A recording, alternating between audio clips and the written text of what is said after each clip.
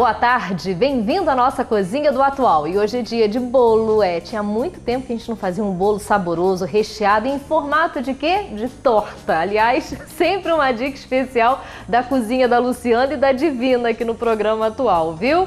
Bom, uma combinação que eu acho perfeita, chocolate com maracujá. Tem, né, o ácido, o azedinho do maracujá e o toque adocicado, um pouquinho amargo do chocolate. Eu, assim, particularmente, acho essa combinação muito saborosa. Você pode fazer também uma mousse de chocolate branco. Também fica gostoso para esse bolo que vamos fazer. Vamos lá, então? Na batedeira, nós vamos começar com as gemas, somente as gemas. Peraí que quebrou aqui um pouquinho. Vamos fazer um creme com açúcar e também a manteiga. Esses três ingredientes nós vamos bater primeiro e criar um cremezinho mais esbranquiçado. No início vai ficar um toque amarelo mais forte, então você deixe batendo até que ele fique mais esbranquiçado. Passe de mágica. Depois de bater as gemas com a manteiga e o açúcar, eu vou acrescentar com a batedeira ainda em movimento o suco de maracujá, aos pouquinhos. Vamos lá. Depois que eu acrescentei o suco de maracujá, eu vou peneirar a farinha de trigo junto com o fermento em pó. Peneirando, a gente consegue uma oxigenação maior da farinha de trigo e aí ela fica também mais fininha e fica ótima. E esses pedacinhos não vão entrar no nosso bolo. Volta para a batedeira e bate mais um pouquinho. Vamos lá. Bom, nossa massa já está quase pronta. Batemos a farinha de trigo com o fermento e vamos misturar as claras em neve, claras batidas em neve, para misturar junto com a massa. Aí você coloca aos pouquinhos. A clara, quando está em neve, ela sempre deve ser misturada, ó, delicadamente, aos poucos, com firmeza, mas ao mesmo tempo com movimentos delicados. Ó, aos pouquinhos nós vamos misturando toda a clara. Então, mais um passe de mágica, só para ganharmos tempo, que ainda temos que ir para o recheio, para a calda e ainda um ganache delicioso que nós vamos colocar por cima. Eu vou usar uma forma de aro removível, que já está untada e enfarinhada, para levar ao forno 180 graus por aproximadamente uns 40 minutos, o tempo básico para bolo. Então, ó, temos uma massa muito saborosa, com gostinho de maracujá. O aroma tá assim fantástico. Nós vamos levar ao forno. Vamos ajeitar aqui um pouco. A Divina vai colocar no nosso forno mais possante. E nós vamos fazer um recheio de mousse de maracujá, que também é muito fácil de fazer. Nós vamos colocar o leite condensado. Essa mousse, inclusive, para você apenas aproveitar a mousse como sobremesa também fica muito gostoso. O suco concentrado de maracujá, esse suco é aquele que você pode ou bater a fruta, né, no liquidificador e depois retirar as sementes, ou então o suco concentrado mesmo, sem açúcar. E aqui o creme de leite. Vamos bater todos esses ingredientes e aos poucos eu vou misturando a gelatina incolor, em pó e sem sabor, que você já tem as instruções na embalagem. Você vai acrescentando. Eu tenho um buraquinho aqui no meu liquidificador, que assim que eu começar a bater, eu coloco aqui por cima a gelatina. Vamos lá. Pronto. Mousse também já pronta. Eu vou reservar, olha só como ela fica, uma textura maravilhosa, fica cremoso, muito, muito gostoso. Nós vamos reservar na geladeira. Divina vai colocar aqui um papel, um filme, né? Um filmito para a gente poder apenas não levar à geladeira destampado. E vamos fazer o ganache, que é super simples, não tem mistério nenhum, que é uma barra de chocolate, aí a quantidade dependendo do tamanho do seu bolo, com o creme de leite derretido. E aqui nós vamos fazer uma calda apenas colocando açúcar e a polpa do maracujá. Essa calda vai servir para a gente molhar bastante o nosso bolo. Vai ficar com um gostinho bem especial. Vamos ligar aqui o forno e pedir mais um passe de mágica enorme. O ganache, nós vamos só derreter o chocolate no creme de leite. O bolo já está pronto, já dividi no meio, tá aqui a parte de baixo, aqui a parte de cima. A mousse de maracujá já está também no ponto, foi para a geladeira. E o ganache de chocolate. O que eu vou fazer?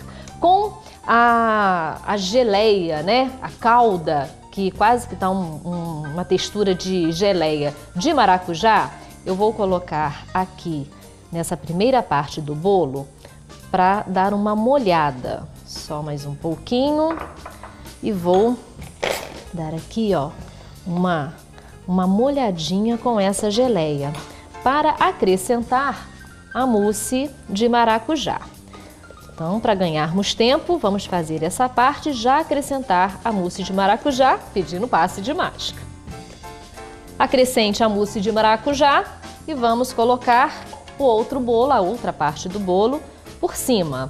Por que a gente está usando o próprio tabuleiro para firmar direitinho a nossa cobertura? Bom, você acrescentou a mousse de maracujá, coloca a segunda parte do bolo por cima, leva para a geladeira novamente para que ela fique, ó, com essa consistência bem durinha da mousse. Agora, por cima, nós só vamos acrescentar esse ganache de chocolate, pedindo um passe de mágica só para dar tempo de cobrir o bolo. Bom, depois de você cobrir com todo o chocolate, a finalização com a calda de maracujá, que nós vamos colocando somente por cima para dar um toque especial. E pronto! Você já tem uma torta maravilhosa que daqui a pouquinho eu volto mostrando um pedaço dela que você vai simplesmente ficar apaixonado. E é fácil de fazer, né? Você consegue, de uma maneira especial, usando o liquidificador, fazer mais uma delícia. Um breve intervalo e o Atual volta já já.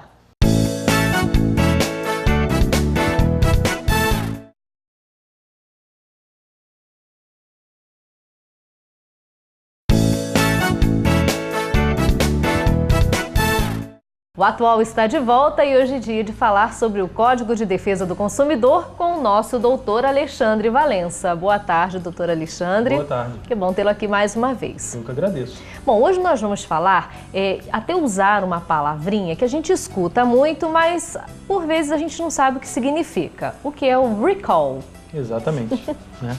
O que é essa coisa que a gente ouve falar, né? Que as montadoras de veículos fazem, e dá uma ideia de que é uma coisa, um costume das empresas, que são as grandes empresas que fazem isso por vontade própria, mas que o consumidor tem que estar ciente de que isso é uma estipulação legal. O Código de Defesa do Consumidor estabelece que depois que o produto é colocado no mercado, ele surge alguma característica ou algum defeito, alguma falha que venha prejudicar não só a qualidade do produto, mas também a segurança, a empresa está obrigada a comunicar aos órgãos de proteção.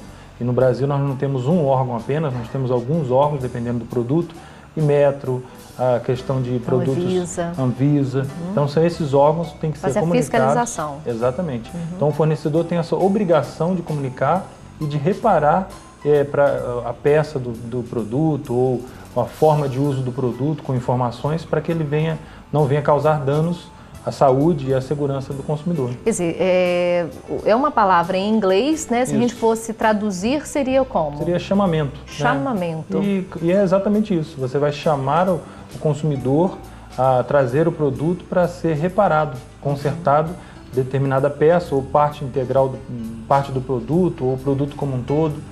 A gente escuta muito isso relacionado às montadoras de carros.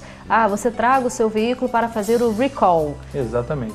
Porque isso nos Estados Unidos, por exemplo, de onde nós herdamos o direito do consumidor, de certo modo, isso já é uma prática comum, não só com relação aos veículos, mais atenção eles dão, é dado em função do veículo, em função da questão da segurança da vida mesmo, né? Sim.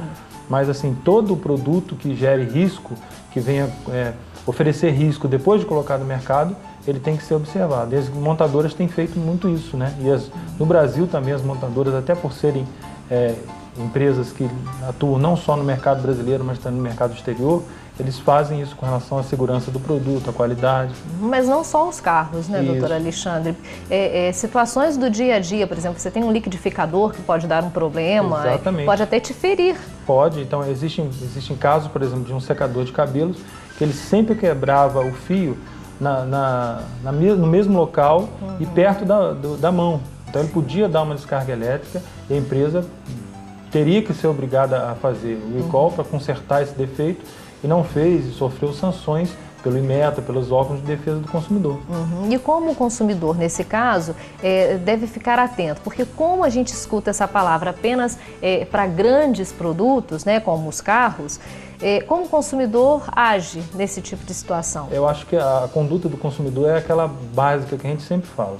Na verdade, essa conduta é a mesma que originou o direito do consumidor como um todo. Né? A gente já falou aqui em outra oportunidade que o direito do consumidor surgiu um grupo de donas de casa insatisfeitas com o serviço de uma lavanderia, fizeram uma reunião e sabotaram, ninguém comprava mais, né? Fazia aquele serviço naquela lavanderia. Então essa iniciativa que surgiu o direito, que fez surgir o direito do consumidor, é a que vale até hoje. O consumidor que tem um produto, comprou produto recém-comprado, novo, utilizado do modo adequado, apresentou um defeito, ele deve buscar os órgãos de defesa do consumidor, deve fazer contato com o próprio fabricante, ele deve se mobilizar, ele deve buscar orientação através dos órgãos do PROCON, de institutos, né, que existem de defesa do consumidor, para que o grande número de pessoas comece a gerar essa caracterização de um defeito como um todo, o defeito do projeto, né, que existe uma diferença. Existe aquele defeito que na montagem o produto saiu com defeito, né, inverteu ou não foi bem parafusado, um detalhe assim, ou aquele produto de projeto, defeito de projeto. O próprio projeto do produto passou pelo controle de qualidade lá, foi aprovado pelos engenheiros, mas quando foi efetivamente ser consumido, ele apresenta um defeito. Então é importante que o consumidor, diante de um defeito, que ele entenda que é um defeito de fabricação, que ele busque através dos órgãos de defesa ou eventualmente através até da justiça, para que isso fique caracterizado que existe um defeito. E essa mobilização do consumidor que vai gerar, vai permitir que a empresa venha fazer aquilo que ela já devia ter feito. Sim. Ou atentar para que isso está acontecendo. Sim. Né? Bom, nós vamos no próximo bloco seguindo uma situação, né, de raciocínio. Se você pega um produto que tem o selo lá da Anvisa ou do Inmetro, mas mesmo assim ele tem algum problema, será que esse selo pode ser falsificado? Vamos perguntar isso no próximo bloco. Um breve intervalo e já já o Atual está de volta.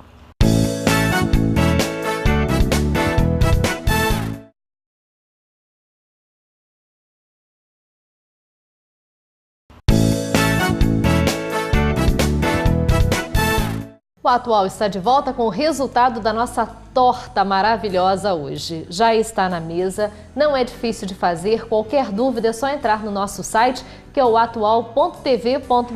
Além de você mandar também aquele recado especial, agora você pode aparecer aqui no programa. É só clicar no Você no Atual e mandar o seu vídeo. Quem sabe você não aparece aqui comigo. Aproveite, viu? E faz em casa, porque dá super certo. E é claro que o Atual não para por aqui, tem mais para você. Depois de mais uma delícia na cozinha, voltamos a conversar com o Dr. Alexandre Valença. O assunto hoje é recall, dentro do Código de Defesa do Consumidor. Não é isso, doutor Alexandre? Exatamente. A pergunta que eu ia fazer no bloco anterior. Quando você compra um produto e ele está lá com o selo do Inmetro, da Anvisa, está lá qualificado, mas ao mesmo tempo ele dá problema. Esse selo pode ser falsificado? Como que a gente descobre uma coisa dessas? Eventualmente, o fornecedor pode até gerar esse tipo de falsificação, o que não é muito comum, porque o Inmetro ele tem uma fiscalização intensa e isso seria uma infração muito grave, né? E o consumidor tem que, de certo modo, confiar naquele selo do Inmetro. Sim. A tendência maior é que ele seja um selo legal. Se for um selo falsificado... Aí é pior ainda, pior ainda. Duas vezes isso. pior. porque ele não tem o selo e ainda falsificou o selo. Então, Sim. o consumidor deve denunciar até a polícia, né? A Polícia Federal, que vai ter seu órgão específico lá dos crimes contra a relação de consumo, que ela vai apurar ali até um ilícito criminal, né? Com certeza, contra a empresa que tem aquele selo. Contra a empresa, contra o importador, aquela coisa toda. Então, assim, importante que o consumidor, você falando disso, é legal a gente lembrar um pouquinho disso. O consumidor, ao adquirir produtos, que ele tenha esse cuidado de ver se o produto é certificado pelo Inmetro. Sim. Né? Mas nem sempre o Inmetro vai conseguir evitar que um defeito dessa natureza que a gente está tratando surja. Porque esses defeitos, eles ocorrem com a utilização. O engenheiro pensa numa utilização, mas o consumidor utiliza diferente.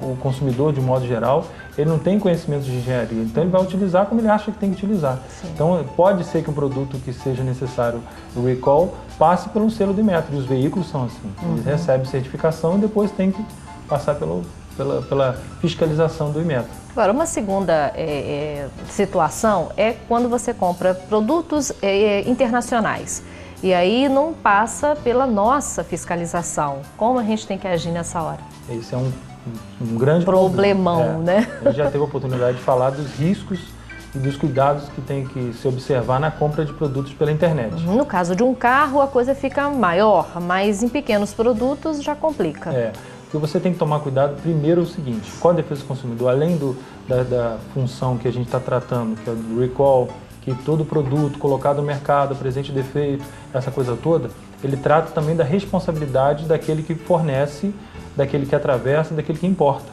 Então, quando você compra um produto e ele foi importado, existe uma pessoa jurídica que está sujeita às regras do nosso país, que é o Código de Defesa do Consumidor e as demais, a legislação como um todo, que vai responder para aquele produto. O Código de Defesa do Consumidor estabelece isso, que tanto o fabricante, quanto o importador, quanto o vendedor, como o atravessador, todos eles vão responder pelaquela cadeia no fornecimento. Então, se você comprou um produto e não tem um importador, não tem uma pessoa jurídica responsabilizada dentro do país, você vai ter dificuldades.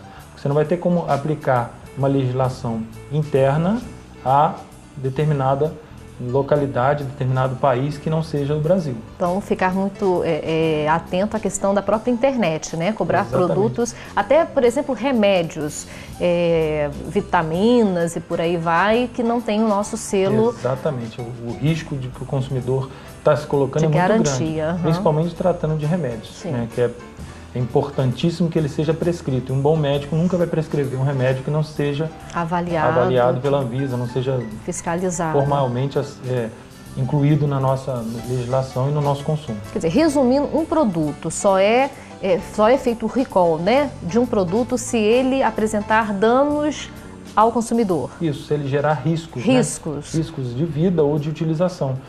No país, a gente teve recentemente uma grande montadora fazendo recall de um veículo que, ao você deitar o banco traseiro, ele machucava, às vezes até cortava o dedo. Então, assim, por quê? A forma com que se pensou inicialmente aquela utilização gerou um risco que só quando o consumidor começou a ter danos, e vários, né? Isso, vários, de forma repetida, que a empresa observou que houve uma falha de informação nesse caso. E isso tem que ser logo no início do uso? Não, isso na verdade ocorre quando é identificado quando a falha é identificada. Às vezes ela pode demorar um pouco, às vezes ela é logo, se for uma falha mais grave. Então, assim, todo aquele defeito ou falta de informação, que é um dos princípios também da relação de consumo, que vem a gerar no consumidor um risco de integridade física própria, de terceiros. Isso vai partir, de repente, de uma produção de um lote específico. Aí tem que estar caracterizado isso no produto. Pode ocorrer quando é uma falha de projeto, vai pegar como um todo. Sim. Mas se for uma falha de montagem, por exemplo, pode ser determinada linha pegou um determinado fornecedor de mangueira de combustível no veículo. Sim. Então, todos aqueles veículos vão ter um problema porque aquela mangueira de combustível se rompe com calor. Então, a empresa é obrigada, pela regra do Código de Defesa do Consumidor, informar aos órgãos de proteção do consumidor que existe esse problema e chamar esses consumidores, através da mídia de grande circulação, a trazerem seus veículos para aquele reparo, para evitar um dano maior. Bom, quem quiser fazer a sua pergunta de uma forma mais individual, qual o telefone de contato e o nosso e-mail? O e-mail é meudireito@bol.com.br e o telefone é prefixo 22 2527-1054. Mais uma vez, obrigada, né, pela sua presença e até a próxima. Até a próxima, eu que agradeço. Com certeza, trazendo sempre assuntos relevantes, que o nosso quadro justamente fala para a gente não parar na justiça, para a gente entender antes da coisa acontecer. Exatamente. Até a próxima. Até a próxima. O Atual, mais uma vez, fica por aqui, mas amanhã estaremos de volta a partir de 12h15. Assista agora o SBT Jornal.